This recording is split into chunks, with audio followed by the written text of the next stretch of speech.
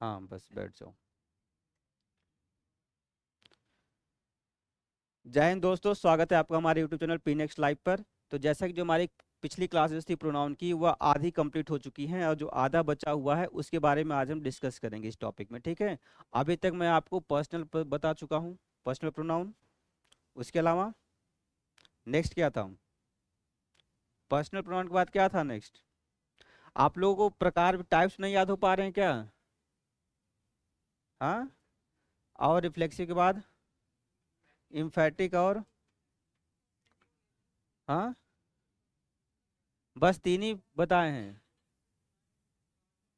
Personal pronoun और reflexive और emphatic, बस तीन हुआ है। इतना मैं पढ़ा चुका हूँ पिछली क्लासेस में। चलो ठीक है।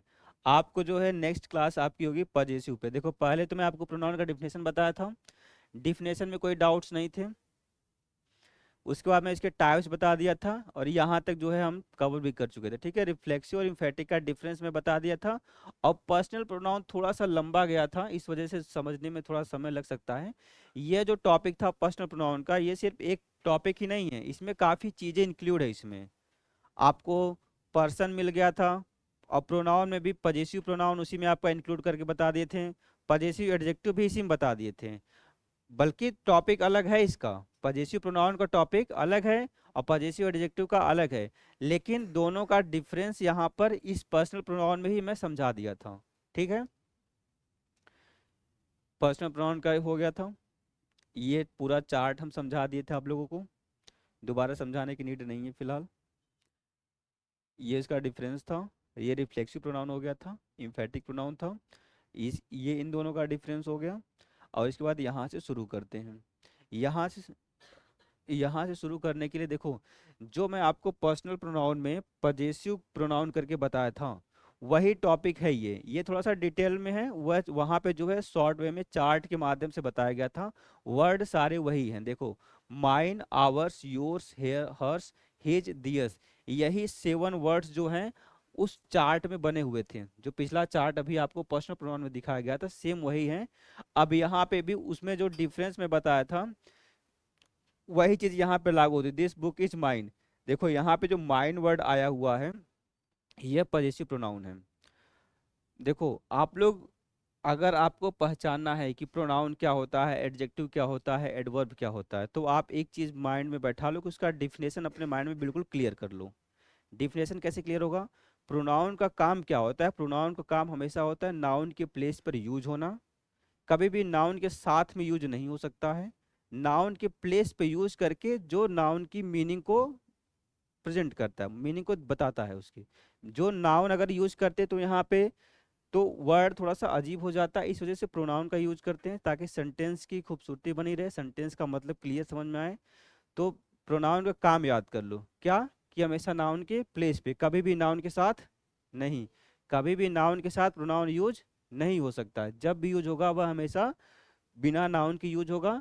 और अगर उसके बाद कोई नाउन आ भी गया तो आप तुरंत वहां पे एडजेक्टिव को समझ जाएंगे कि ये एडजेक्टिव है, क्योंकि एडजेक्टिव का काम क्या होता है, नाउन और प्रोनाउन के बारे में बताता है, उसको क्वालिफाई करता है, ठीक है। देखो, जिस प्रोनाउन का प्रयोग अधिकार या स्वामित्व का बोध कराने के लिए किया जाता है उसी को हम लोग पजेसिव प्रोनाउन कहते हैं।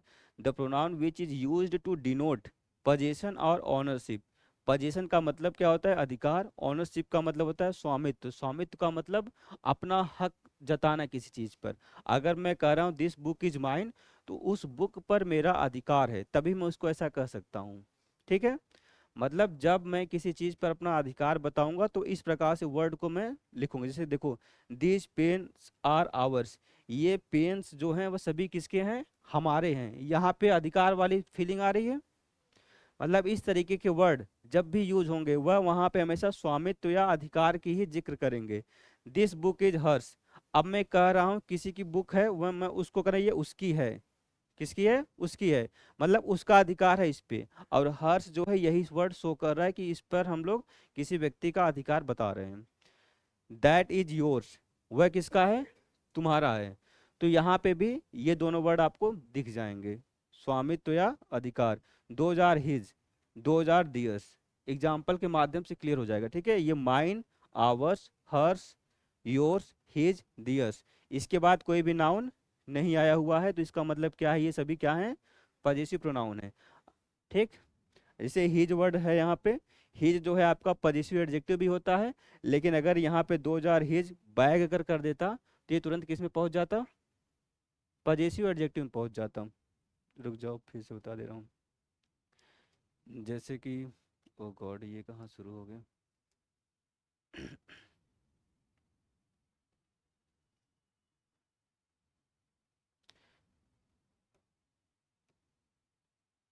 देखो जैसे कि 2000 हिज, यहाँ तक तो हमें समझ में आ रहा है कि हिज क्या हो गया है, यहाँ पे प्रोनाउन है। अभी मैं कह दूं हिज, अब यहीं पे मैं लिख दूं बैग, अब यहाँ फुल स्टॉप पूरी, ये फुल स्टॉप कैंसिल हो गया। 2000 हिज बैग, ठीक है, बैग्स होगा यहाँ पे क्योंकि एक से अधिक है ना। 2000 हिज बैग्स, मतलब वे सभी किसके हैं, वे जितने भी बैग हैं वह सब किसके हैं, उसके हैं। ठीक है, देखो ये बैग्स में क्यों लगाया है, क्योंकि यहाँ पे आर है, दो, ये प्लूरल को डिनोट कर रहा है, इस वजह से यहाँ पे हमने नाउन को भी क्या कर दिया, प्लूरल में कर दिया है। अब जो है ये हिज क्या हो गया यहाँ पे, पजेसिव एडजेक्टिव हो गया। यही चीज मैं बता रहा हूँ कि जब भी हिज वर्ड आ रहा है तो आप हिज जो है दोनों में आता है, पजेसिव प्रोनाउन में भी, पजेसिव एडजेक्टिव में भी। लेकिन पजेसिव प्रोनाउन कब होता है, जब इसके साथ कोई भी नाउन यूज ना हो, और जैसे ही नाउन यूज हो गया वैसे ही पजेसिव एडजेक्टिव में कन्वर्ट हो गया ये। ठीक, ठीक, पजेसिव से आगे बढ़ते हैं हम लोग। क्लीन हो गया ये। डिमोन्स्ट्रेटिव। देखो डिमोन्स्ट्रेटिव जो होते हैं, जो मुख्यतः होते हैं, वह चार होते हैं, जो मुख्य रूप से होते हैं। एक और सच वगैरह भी होता है, लेकिन मेन देखेंगे तो चार ही होते हैं। अब इसका काम क्या होता है, इसका काम होता है कि यह भी क्या करता है, इंडिकेट करता है।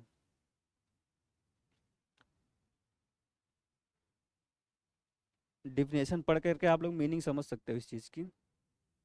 आज मैं ये प्रोनाउन खत्म कर दूंगा, जो मोटा मोटा प्रोनाउन चीजें हैं वह आपको समझ में आ जाएगी। ठीक है, जो प्रोनाउन होते हैं जितने भी प्रकार मैंने आपको ऊपर बताए थे, आज मैं इन सभी को आपको लाइटली ये बता दूंगा कि आप पहचानोगे कैसे। प्रोनाउन अगर कहीं आ रहा है तो आप पहचान पाओगे कि नहीं पाओगे, ये चीज़ें मैं आपको समझाने की कोशिश कर रहा हूँ यहाँ पे।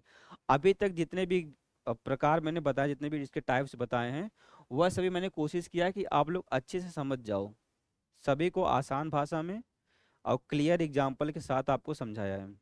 डिफरेंस भी उसमें, अगर दो चीजें एक समान जैसी हो रही हैं तो वहां पे भी आपको क्लियर दिख जा रहा था कि डिफरेंस एग्जाम्पल के माध्यम से डिफरेंस उसमें आ रहे थे।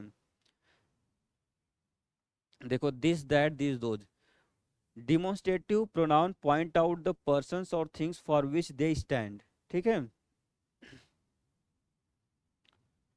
डिमोन्स्ट्रेटिव प्रोनाउन वह होता है का प्रयोग किसी वस्तु या व्यक्ति को सूचित या इंगित करने के लिए किया जाता है। सूचित का मतलब सूचना देना, इंगित का मतलब इशारा करना। ठीक है, किसी चीज को आप, किसी वस्तु या व्यक्ति को जब आप सूचित करते हो तो वह किस में आ जाता है, डिमोन्स्ट्रेटिव में।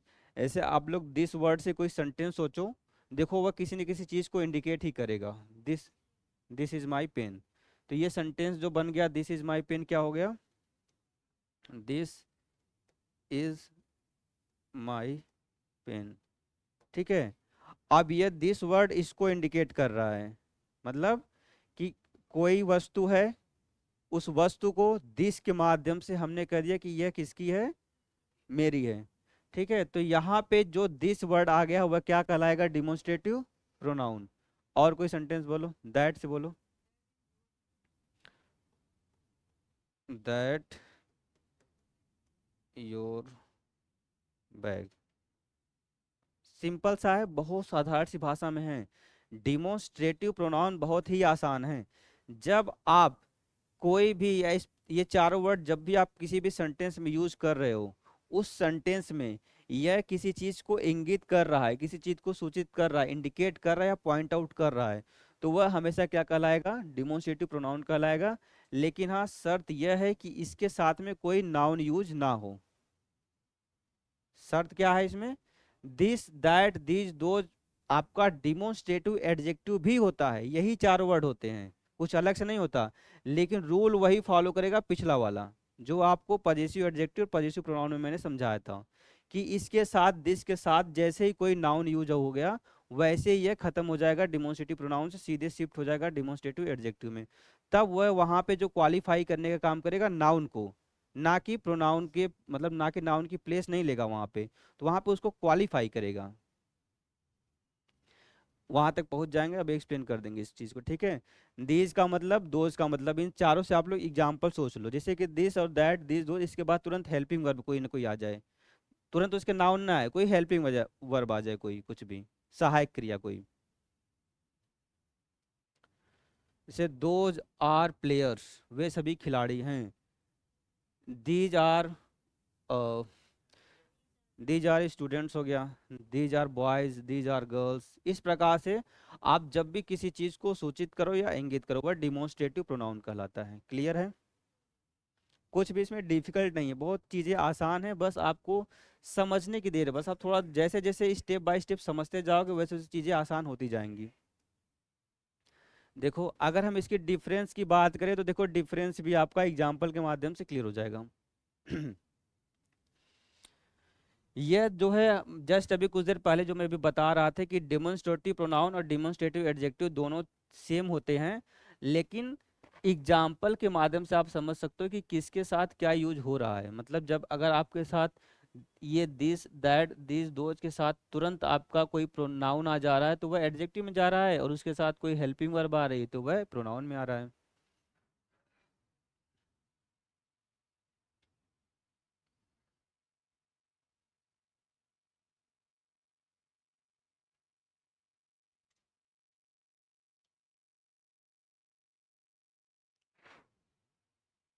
चलो इस चीज़ को एक बार समझ लो आप लोग, आसानी होगी आपको समझने में, ताकि आपको कन्फ्यूजन कोई ना हो। अगर आपको दोबारा कभी, जैसे मैं जब डिमोन्स्ट्रेटिव एडजेक्टिव पढ़ाऊंगा, तो भी आपको कोई डाउट नहीं होगा। देखो, एक तरफ है डिमोन्स्ट्रेटिव प्रोनाउन, एक तरफ है डिमोन्स्ट्रेटिव एडजेक्टिव। लिखा क्या हुआ है, डिमोन्स्ट्रेटिव प्रोनाउन के साथ कभी भी नाउन नहीं होता है, ये प्रोनाउन के डिफिनेशन के अकॉर्डिंग, ठीक है। और डिमोन्स्ट्रेटिव एडजेक्टिव के साथ नाउन का प्रयोग किया जाता है, मतलब ये एडजेक्टिव के डिफिनेशन के अकॉर्डिंग। मतलब इसका काम है नाउन को क्वालिफाई करना, और इसका काम है नाउन की प्लेस लेना, ठीक है। ये इस नियम को फॉलो करता है। प्रोनाउन का काम है नाउन की प्लेस लेना, जब ये उसका प्लेस ले ही लिया है, तो फिर आप दोबारा नाउन क्यों यूज करोगे। और एडजेक्टिव का काम है नाउन को क्वालिफाई करना, जब उसको वो क्वालिफाई कर रहा है, तो फिर आपको नाउन लगाना ही पड़ेगा, तभी ना आप उसको क्वालिफाई कर सकते हो।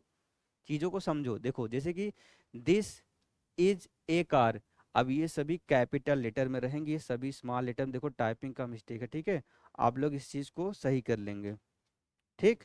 जितने भी फर्स्ट लेटर होते हैं, वह हमेशा किस में होते हैं, कैपिटल लेटर में होते हैं, ठीक। और उसके बाद में हमेशा फुल स्टॉप होता है, खत्म होते ही सेंटेंस को फुल स्टॉप होता है।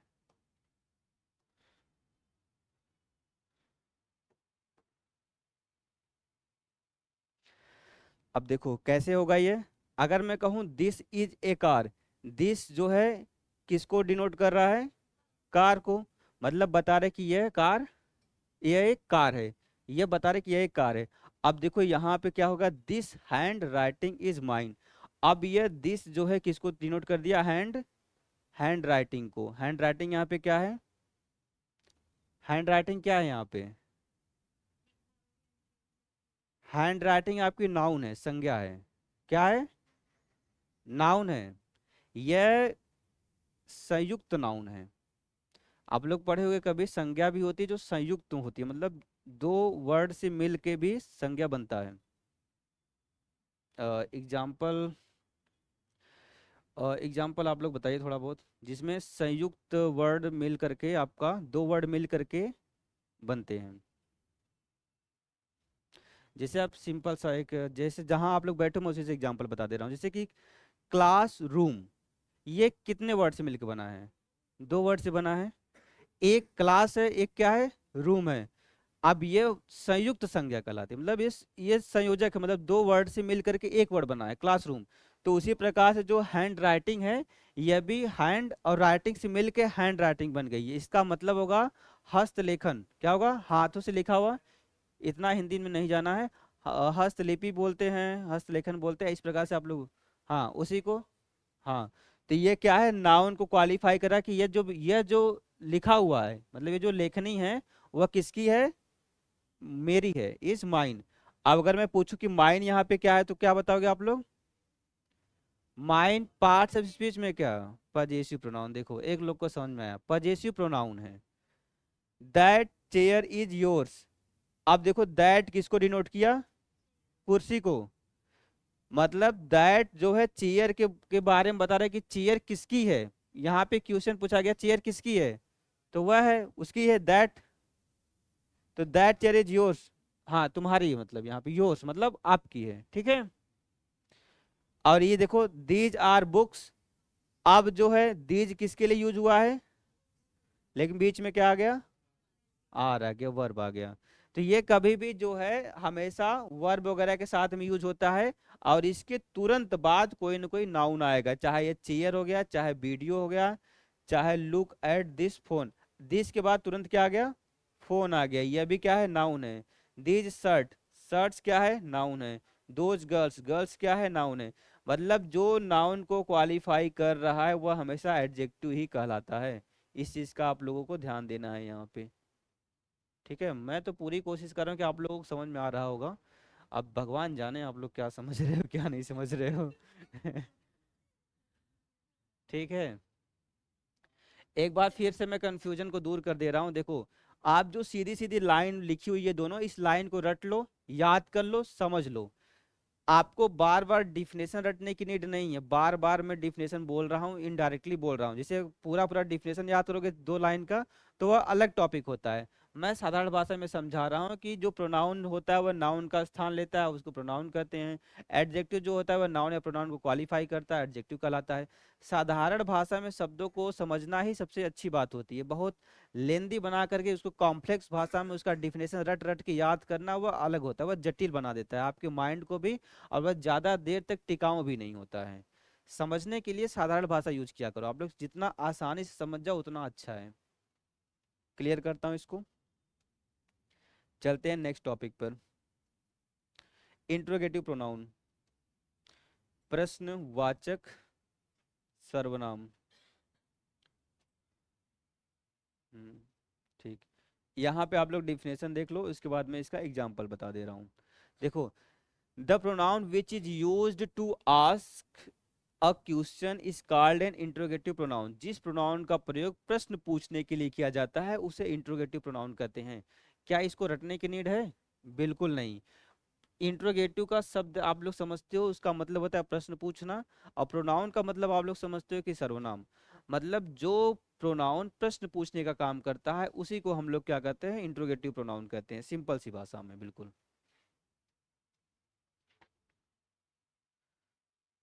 डिफिनेशन आप लोग इसका स्क्रीनशॉट ले लीजिएगा, और आते हैं सीधे एग्जाम्पल के माध्यम से क्लियर कर देते हैं इस चीज को।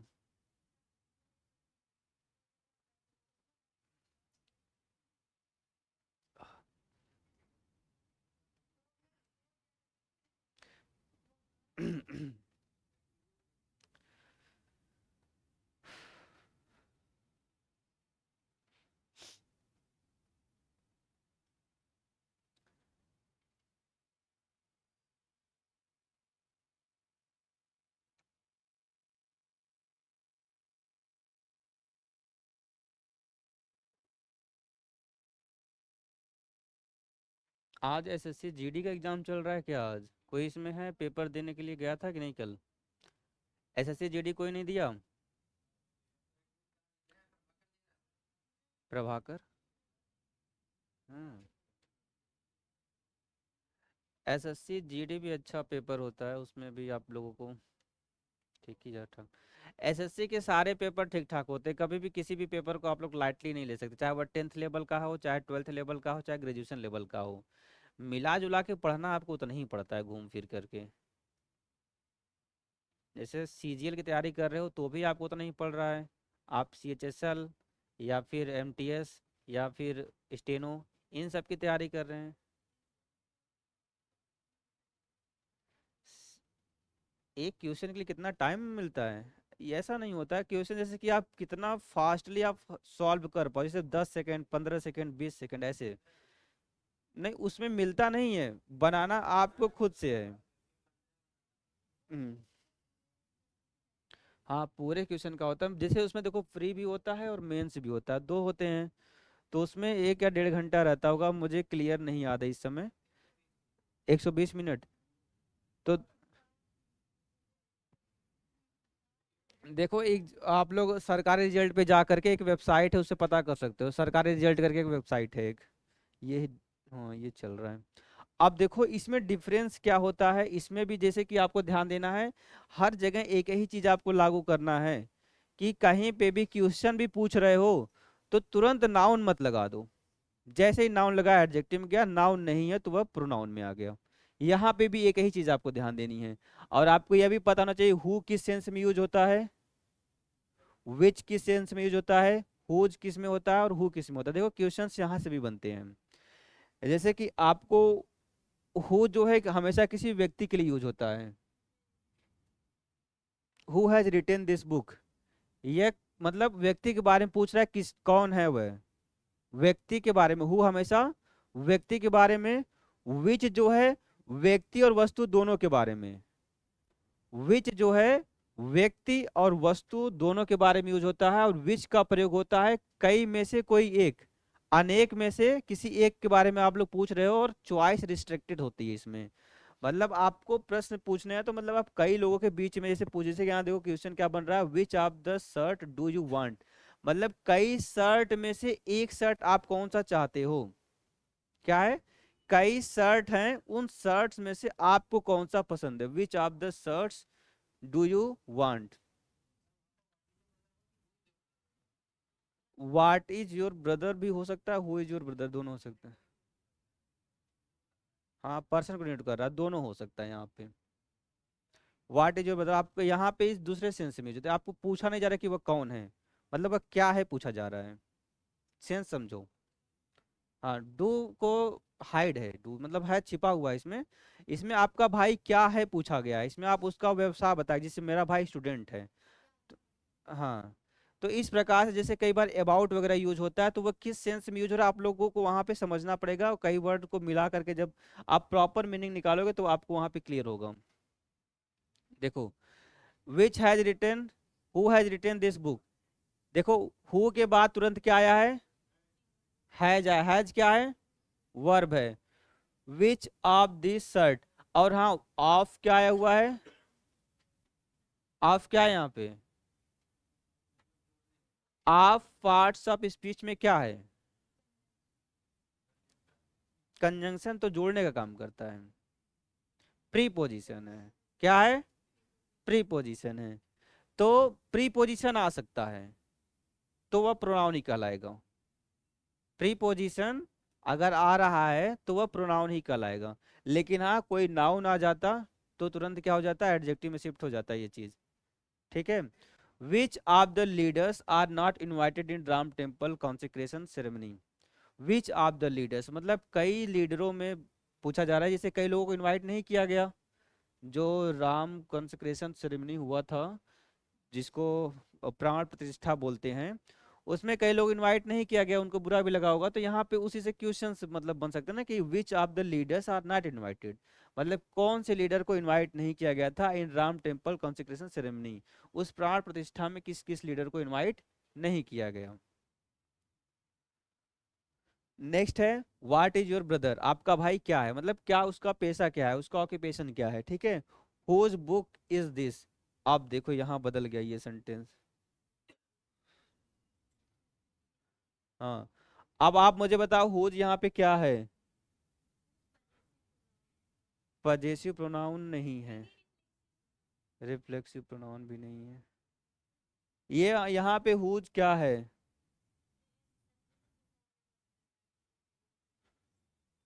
हम्म, बताओ यहाँ पे क्या, हुज बुक इज दिस।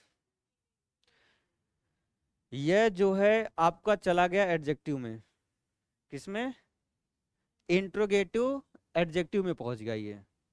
मैं बताया हूं कि हमेशा जो है इसके साथ कभी भी कोई भी नाउन नहीं यूज होता है किसके साथ में, प्रोनाउन के साथ में कभी भी कोई भी नाउन यूज नहीं हो सकता। क्या बुक नाउन है कि नहीं है, तो इसके साथ में तो यूज हो गया, तो ये कैंसिल हो गया, तुरंत किस में पहुंच गया, एडजेक्टिव में पहुंच गया। तो हुज बुक इज दिस, ये तुरंत क्या है, ये पजेसिव नहीं, पजेसिव नहीं, इंट्रोगेटिव एडजेक्टिव है। ठीक। अब हु इज सिंगिंग, यह क्या है, यह तो आपका प्रोनाउन ही है। विच इज रबी, यह क्या है, प्रोनाउन है। बस एक क्वेश्चन आपके इसमें ऐसे बन गया, एक एग्जाम्पल ऐसा बन गया जो कि इंट्रोगेटिव एडजेक्टिव में चला गया, जो कि तुरंत उसके बाद में कोई नाउन यूज हो गया। आप प्रश्न पूछने का काम करो, लेकिन नाउन को लेकर के मत पूछो। नाउन के साथ में अगर कर रहे हो तो प्रोनाउन कभी नहीं हो सकता है, यह रूल है। ठीक है, ये नियम है। आप हमेशा नाउन को साइड में करो, ऑब्जेक्ट बना, जैसे यहाँ ब्रदर को बनाया गया है, बाकी जगह देखो बुक को बनाया गया है। अगर बुक यहाँ पे हो जाता तो गलत हो जाता, तो वहां पहुंच जाता, दूसरे दूसरे पार्ट इस चीज में पहुंच जाता। ठीक है, लिख ले इस चीज को आप लोग। हाँ, थोड़ा सा जल्दी से लिख लो इसको, फिर आगे बढ़ते हैं। हाँ, हु इज दिस बुक, ऐसा कोई सेंटेंस नहीं बनेगा।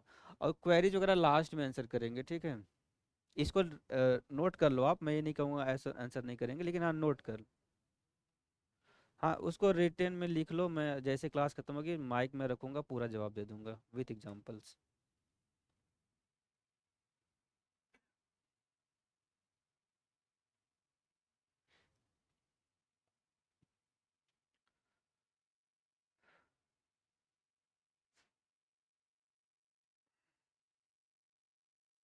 चलो, क्लास भी समय ऑलमोस्ट होने वाला है बस। लास्ट बचा हुआ है इसके बाद, कि रिलेटिव बचा हुआ है, रेसिप्रोकल बचा हुआ है।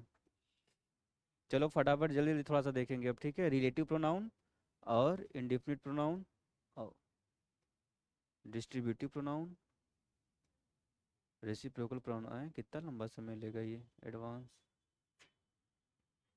Distributive, indefinite pronoun, relative pronoun, यहाँ तक हुआ ना रिलेटिव प्रोनाउन, देख लो थोड़ा लंबा समय ले रहा है ये रिलेटिव प्रोनाउन। देखो अ, देखो रिलेटिव प्रोनाउन क्या होता है, रिलेशन का मतलब आप लोग क्या समझते हो, संबंध बताना। रिलेटिव का मतलब होता है संबंध, ठीक है। रिलेटिव प्रोनाउन संबंधवाचक सर्वनाम, मतलब जो संबंध को बताता है उसको रिलेटिव प्रोनाउन कहते हैं। संबंध को बताने के लिए भी आपको जो है यूज किसका होता है, क्वेश्चन वर्ड का, हु, विच, हुम, दैट, हुज। देखो दैट भी जो है वह दैट कई जगह पे यूज होता है, कंजंक्शन के रूप में भी यूज होता है, और भी होता है, लेकिन यहाँ पे ये एज ए प्रोनाउन यूज होगा। ठीक है। और क्वेश्चंस वर्ड जो हैं, जब क्वेश्चन पूछने का काम ना करें तब वह रिलेशन बताते हैं, संबंध बताते हैं। मतलब दो चीजों को जोड़ते भी हैं, दो वर्ड को, दो सेंटेंस को, दो वाक्य को जोड़ने का भी काम करते हैं, इसका मतलब है संबंध बताना।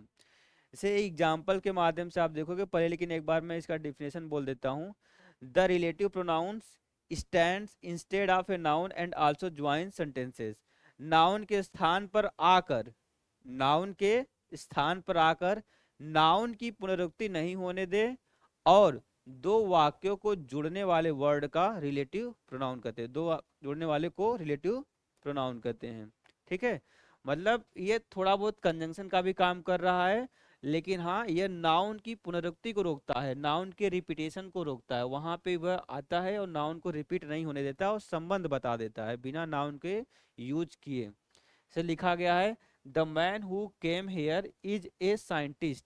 अब the man who came here, अब हमने हु के जगह अगर हम किसी का नाम लिख देते हैं, the man Ram came here ऐसे बना देते हैं, तो क्या होता है, नाउन को रिपीट करना पड़ता है और सेंटेंस जो है क्लियर नहीं हो पाता। अब यहाँ पर क्या है, the man who came hair, ये यूज किसके लिए यूज हुआ है, किसी एक नाउन के लिए यूज हुआ है। The man who came hair मतलब जो यहाँ पे आया था, तो जो कोई व्यक्ति है यहाँ पे, मतलब कोई नाउन था यहाँ पे ना, मतलब होता तो कोई नाउन है अगर नाम लिखते तो, लेकिन हमने नाउन वर्ड ना यूज करके हु वर्ड यूज करके उसको इंडिकेट कर दिया। The man who came here is a scientist, वह क्या है, एक साइंटिस्ट है, मतलब जो आदमी यहाँ आया हुआ था वह क्या है, एक साइंटिस्ट है। अब सेम चीज, take any book that you like, take any book that you like, मतलब कोई भी एक बुक ले लो जो आप पसंद करते हो, यहाँ पे क्या सेंस ले निकल रहा है, जो आप पसंद करते हो, दैट यू लाइक। मतलब कई बुक में से आपको जो बुक पसंद है उसको आप ले सकते हो। ये भी सेंटेंस जो क्या कर रहा है, जोड़ने का, टेक एनी बुक, यह एक वाक्य हो गया। यू लाइक जो आप पसंद करते हो, एक वाक्य हो गया, और जोड़ दिया कौन, दैट यहाँ पे। टेक एनी बुक इतना भी तो कह सकते थे, यू लाइक भी कह सकते थे, दोनों मतलब अलग अलग वाक्य है पूरा, और जोड़ने का काम कौन कर दिया, दैट। अब यहीं पे दैट की जगह किसी बुक का नाम लिख देते हैं तो वह तुरंत क्या हो जाता है, वो नाउन में चला जाता है, और ये दैट जो है प्रोनाउन नहीं होता यहाँ पे। किस सेंस में यूज हुआ है, नाउन के सेंस में यूज हुआ, कि इंस्टेड ऑफ नाउन यूज हुआ है यहाँ पे। इंस्टेड ऑफ का मतलब समझ लो आप लोग, इंस्टेड ऑफ मतलब बजाय होता है, किसी चीज के बजाय आप कोई दूसरा वर्ड यूज करो, ठीक है। जैसे दिस इज द बॉय हुम ऑल लव, यह वही लड़का है जिसे सभी लोग प्यार करते हैं, प्रेम करते हैं, जो भी है दोनों। दिस इज द बॉय हुम ऑल लव, यह वही मतलब लड़का है। अब देखो दिस इज द बॉय एक सेंटेंस है पूरा, दिस इज द बॉय एक लड़का है, ऑल लव सभी प्रेम करते हैं। अब हुम क्या कर दिया, इस चीज को जोड़ दिया, जिसे सभी प्रेम करते हैं। देखो बहुत डीप मत समझो इस चीज को, बहुत आसान भाषा में समझो कि रिलेटिव प्रोनाउन हमेशा संबंध बताता है, और वर्ड जो है यही सब यूज होता है। आप लोग इस चीज को कभी न कभी किसी न किसी सेंटेंस में देखे होंगे कि ये जो क्वेश्चन वर्ड है ये बीच में आ रहा है, लेकिन क्वेश्चन नहीं पूछ रहा है, वह किसी चीज को जोड़ रहा है, किसी चीज का संबंध बता रहा है, ठीक है। अक्सर आप लोगों ने इस चीज को देखा होगा।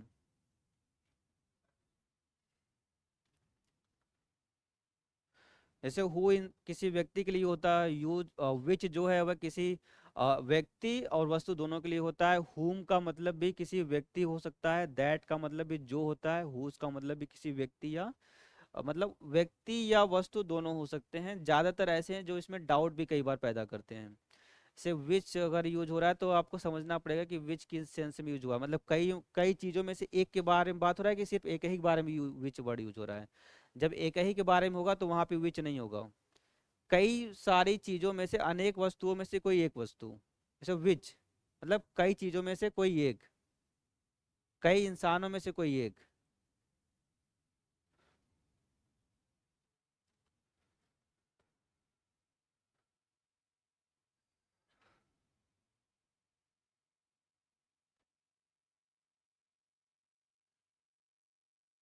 चलो आगे बढ़ते हैं, ठीक है।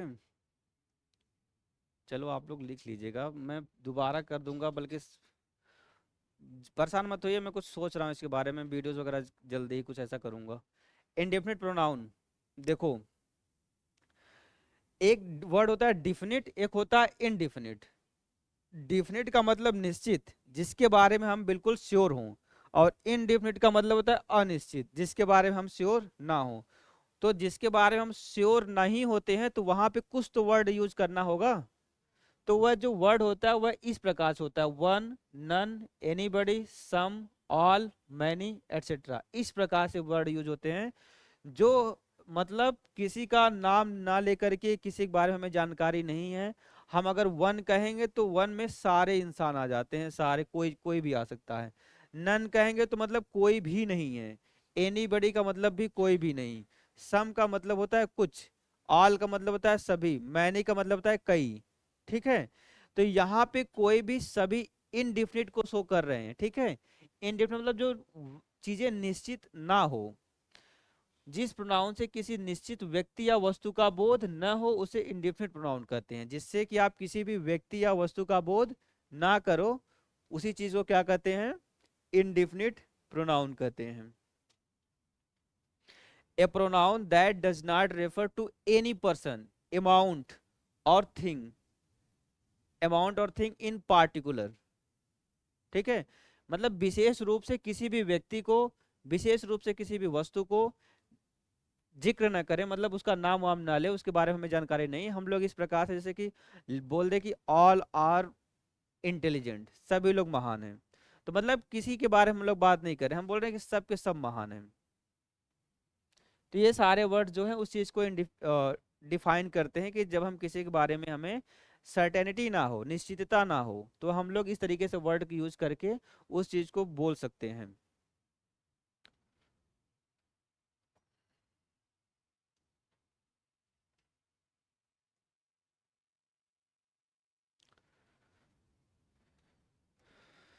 देखो ये एग्जाम्पल्स हैं उसके।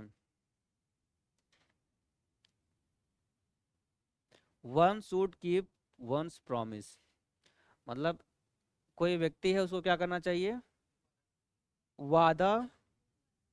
हाँ, one should keep once promise मतलब अपना अपने वादे पे खड़े रहना चाहिए। नहीं मतलब सेंस जैसे वह हो रहा है कि आपने, हाँ आपने कोई वादा किया है तो उसको निभाना भी चाहिए। वादे तो बहुत सारे होते रहते हैं, सुबह से उठ करके रात तक वादे ही तो होते हैं, जीवन में बचा क्या है। One should do once duty one self. हाँ, क्या बोल रहे हो।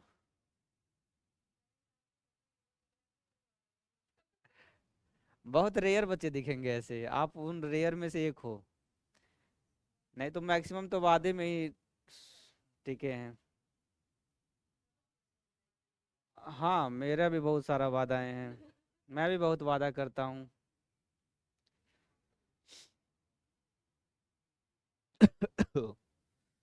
Anybody can do this. Some are active, all are gentle, many of the students got good marks. Any of you can attend the function, none of this is necessary. ये सभी words क्या हैं, किसी फिक्स इंसान को नहीं show कर रहे हैं, किसी निश्चित व्यक्ति के बारे में बातें नहीं कर रहे हैं। ये सभी वर्ड्स घूम फिर करके सभी पर लागू हो जाएंगे। वन, वन, एनीबडी, सम, ऑल, मैनी, एनी, नन। आप लोग इस चीज को बस समझ ले, किसी पे भी लागू हो रहे हैं ये। से मतलब अगर मैं कह रहा हूँ कि एक व्यक्ति को अपना अपने वादे पे मतलब की मतलब रहना चाहिए, तो यह है आप लोगों पर भी ये लागू हो रहा है। अगर आपने किसी से कुछ वादा किया है तो उसको मरते दम तक फॉलो करना, ठीक है। नहीं मर मत जाना, लेकिन वादा तोड़ देना, लेकिन मेरी बात को एकदम सीरियस मत ले लो। मतलब उस बात को निभाना, वादे पे खरे उतरना चाहिए। वादा वादा नहीं करोगे तो फिर आप लोग मशीन बन जाओगे। हाँ वादा करना चाहिए, इंसान हो तो वादे करो। मशीन लोग कभी वादा नहीं करते, रोबोट वगैरह देखो कभी वादा करेगा हाथ रख करके, मैं अब वादा करता हूँ कि मैं तुम्हारा नहीं, दिल नहीं तोड़ूंगा, ये नहीं करूंगा, वो नहीं करूंगा। Some are active, all are gentle. सभी क्या है, जेंटल हैं। जेंटल मतलब क्या होता है, सभ्य। हाँ सभ्य सज्जन, बहुत ही मतलब उच्च, उच्च विचार के लोग। ऑल आर जेंटल, बोलते नहीं कि मैं बहुत, मैं जेंटलमैन हूँ, मतलब मैं बहुत ही, हाँ अच्छा इंसान हूँ, जेंटलमैन। क्या ये चीजें समझ में आ गई होंगी, आई थिंक कुछ खास इसमें नहीं था।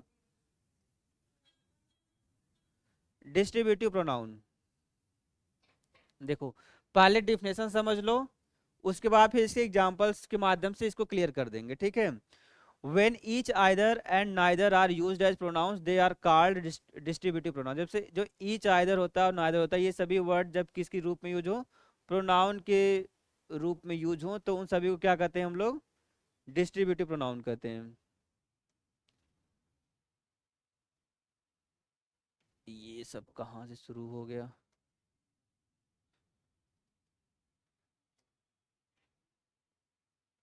डिफिनेशन समझ लो, एग्जांपल नेक्स्ट पेज में आपको मिल जाएंगे। देखो ये एग्जांपल्स है, इसके माध्यम से मैं समझा दूंगा। डिफिनेशन से बस समझ लो। देखो जो each either and neither word है, यही दोनों क्या कहलाते हैं, डिस्ट्रीब्यूटिव प्रोनाउन का कहलाते हैं। देखो डिस्ट्रीब्यूटिव का मतलब समझ लो, जैसे कि जब हम एक से अधिक व्यक्ति के बारे में बात करें, एक से अधिक व्यक्ति के बारे में बात करें तो वह डिस्ट्रीब्यूटिव होता है। डिस्ट्रीब्यूटिव का मतलब होता है वितरक, जो बांटा जा सके, मतलब एक से अधिक है तभी तो आप वहां पे डिस्ट्रीब्यूट कर सकते हो।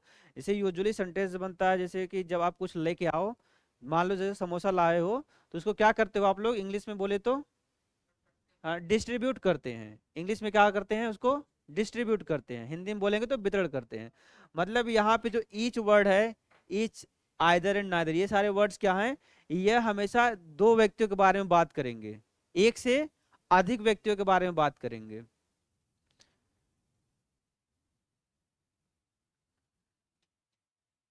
ये सारे वर्ड्स जो पढ़ रहे हो आप लोग, ये एडजेक्टिव भी हो सकता है, इस चीज का विशेष ध्यान दीजिएगा। मैं बार बार एक ही चीज बोल रहा हूँ कि किसके साथ में यूज हो रहा है, इस चीज का फोकस रहना चाहिए आपका।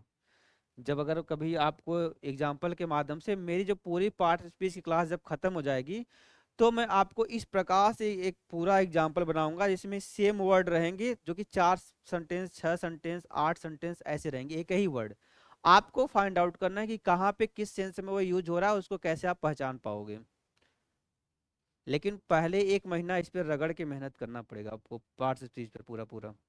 जब आप चीजों को समझ जाओगे तो आपको फाइंड आउट करने में मजा आएगा और मुझे पूछने में भी अच्छा लगेगा। देखो सेंटेंस समझो। Each of the students is laborious.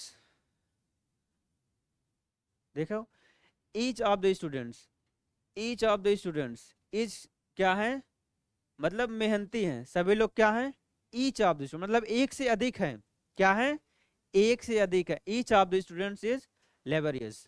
और ये हमेशा सिंगुलर के साथ ही यूज होता है, जैसे जितने भी वर्ब आप देखोगे हमेशा इज है, इज है, इज है। आप इस चीज का विशेष ध्यान दें, जैसे क्वेश्चन जो बनते हैं एसएससी वगैरह में, यहाँ से क्वेश्चन रेज होता है। जैसे देखोगे आप यहाँ पे स्टूडेंट्स है, ये तो प्लूरल है, तुरंत घुसा दोगे आर, क्या करोगे, आर कर दोगे कि नहीं, कंफ्यूजन होता है यहाँ पे। देखो समझने की चीज है ये सब, कि बहुत छोटी छोटी चीजें आगे जा करके आपको बड़ा रूप लेकर के आपको सामने जब प्रेजेंट की जाएंगी 4 लाइन 6 लाइन में, तो वहां पे आपका ये वाला माइंड वर्क करता है कि नहीं, ये बहुत मायने रखता है। आपको ध्यान देना होगा कि जब भी इस प्रकार से सेंटेंस होते हैं वहां पे हमेशा सिंगुलर वर्ब यूज होता है। ठीक है, आप लोग और डिटेल में पढ़ेगा इस चीज को, और एडवांस लेवल में हम लोग इस पर जरूर चर्चा करेंगे इस टॉपिक पे। अभी बस आप मोटा मोटा समझ लो कि जो बताया जा रहा है उसको बस नोट कर लो। देखो, either of these two pens is blue, either of these two pens is blue, neither of the two students is active, four friends like one another. अब देखो यहाँ पे वन अनदर वर्ड आ गया है, वन अनदर। अब देखो question क्या बनता है, इससे क्वेश्चन बनते हैं ईच अदर और वन अनदर, दोनों में क्या डिफरेंस है, कोई बता सकता है, ईच अदर और वन अनदर में क्या डिफरेंस है।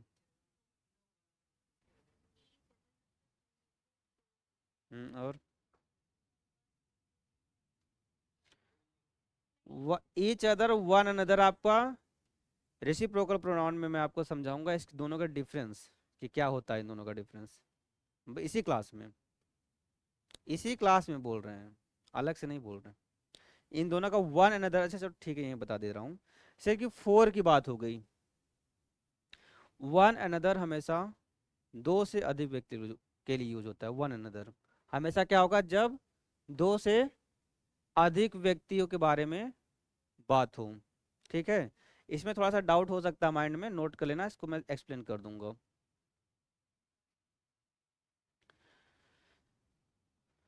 देखो यहाँ पे टू है, ईच ऑफ द है, यहाँ पे ईच वर्ड यूज हुआ है ना कि आइदर वर्ड यूज हुआ है। ठीक है, आप लोग ध्यान देना, जैसे ईच, आइदर, वन अनदर, इन सभी अलग अलग वर्ड हैं सभी, ईच और आइदर। मैंने कहा आइदर आप जब यूज होगा तो क्या होगा, दो लोगों की बात होगी, और वन अनदर जब यूज होगा तो दो से अधिक व्यक्तियों की बात होगी, फोर फ्रेंड्स हैं यहाँ पे। एक पूरा पूरा मतलब पार्ट स्पीच जो लास्ट वाला रेसिप्रोकल है, रेसिप्रोकल प्रोनाउन होता है, वो पूरा इसी टॉपिक पर है, बस दो ही होते हैं उसमें, उन दोनों के बारे में चर्चा करेंगे। हम्म, क्लियर करता हूँ इसको, चलते हैं आगे। हाँ यही था, ये जो है आपको देखो, ये दोनों वर्ड आ गया आपका, each other and one another, each other and one another. Each other हमेशा किसके लिए, दो व्यक्तियों के लिए, वन अनदर किसके लिए, दो से अधिक व्यक्तियों के लिए। सेंटेंस जो है, क्वेश्चन जब रेज होता है तो यहाँ पे आपको ईच अदर और वन अनदर में कंफ्यूज करेंगे क्वेश्चंस में। जब भी एसएससी वगैरह में आप लोग बैठोगे तो इससे कंफ्यूज करेंगे, जैसे अगर फोर व्यक्तियों के बारे में चर्चा कर रहे हैं और लास्ट में ईच अदर घुसा दे रहे हैं वहां पे, तो आपको पहचानना है कि जब व्यक्ति चार हैं तो हम ईच अदर क्यों लगाएंगे, वहां पर हम लोग वन अनदर लगाएंगे। लेकिन दोनों वर्ड मिलता जुलता लगेगा तो कंफ्यूजन हो सकती है। एग्जाम हॉल में अगर आप प्रेशर में बैठे हुए हो, मतलब आपको थोड़ा सा माइंड में कि कितनी जल्दी इसको सॉल्व कर लें, तो वहां पे आपको ये डाउट जो है बहुत बड़ा रूप ले लेगा। इसलिए यहाँ पे इस कॉन्सेप्ट को क्लियर करो कि वन अनदर हमेशा दो से अधिक, माइंड में नोट कर लो, दो से अधिक। इंग्लिश पढ़ रहे हो तो अच्छे से पढ़ो, रूल्स वगैरह जानो, चीजों को समझो, यहीं से क्वेश्चन आता है और कहीं अलग से नहीं आता है कहीं से क्वेश्चंस। अगर जैसे कि एक एलिमिनेशन मेथड होता है, इंग्लिश में मुझे लगता है कि इससे बेटर और कोई तरीका नहीं हो सकता है आपको इंग्लिश का सॉल्व करने का। एलिमिनेशन मेथड एक ऐसा चीज है जो आप अगर इस बेस को समझ गए हो, आपको बेसिक स्ट्रांग है आपका, आप तुरंत उस चार ऑप्शन में से छांट दोगे कि हाँ ये तीनों तो नहीं हो सकते हैं। आपको छांटने आना चाहिए। आपको एग्जाम्स में अगर और जो ऑब्जेक्टिव टाइप्स के पेपर जो बनते हैं वहां पे आपको गलत क्या है वह तो पता होना ही चाहिए, सही क्या है वो तो धीरे धीरे पता ही चल जाएगा, गलत क्या है यह भी पता करना चाहिए आपको पहले से। कुछ तो बिल्कुल हवा हवा में पूछ लेते हैं, दो ऑप्शन एकदम हवा में दे दिए हैं। अब वो तो आपको श्योर होना चाहिए आप ना कि हाँ ये दो तो कभी जिंदगी में नहीं हो सकते यहाँ पे। जो बचे दो उसमें फाइट करो, उसमें अगर आपका बेस तैयार है वो उसमें भी आप सही कर जाओगे। एलिमिनेशन मेथड बहुत अच्छा मेथड होता है, जैसे लोग इसको अगर हिंदी में बोले तो तुक्का मारना ऐसे बोलते हैं। तुक्का मारना मतलब जैसे कि राइट आंसर तो नहीं पता था लेकिन घूम फिर करके राइट तक हम लोग पहुंच गए। जैसे कई बार अगर हमें यहाँ से वाराणसी जाना है तो हमें रास्ता नहीं पता है, लेकिन हाँ चार ठो पनवाड़ी मिल गए तो पहुंच गए वहां पे, चारों से पूछते पूछते भाई कहाँ जाएगा, वो बता दिए यहाँ जाओगे राइट, वो बताएगा वहां जाओ लेफ्ट, तो आप लास्ट में आप अपने डेस्टिनेशन पर खड़े रहोगे कुछ देर बाद। एलिमिनेशन मेथड बहुत इंपॉर्टेंट है। चलो अब इस चीज को समझ लो। देखो, ईच अदर सामान्यतः दो व्यक्तियों के लिए ही प्रयोग किए जाते हैं, वन अनदर सामान्यतः दो व्यक्तियों से अधिक के लिए प्रयोग किए जाते हैं। जैसे सोहन एंड संज्ञा लव ईच अदर, ठीक है, यहाँ पे दो लोग हैं और ईच अदर यूज हुआ है। The five brothers love one another, ठीक है। अब यहाँ पे दो व्यक्ति नहीं, यहाँ पे फाइव ब्रदर्स हैं, ठीक है, बस और कुछ नहीं है इसमें, बस दो ही चीज है था इसमें। एडवांस प्रोनाउन यहाँ तक नहीं आएंगे अभी, अभी यहाँ तक पहले एक बार, ठीक है वीडियोस को स्टॉप करो, रुबी स्टॉप करो इसको। अरे वहां से नहीं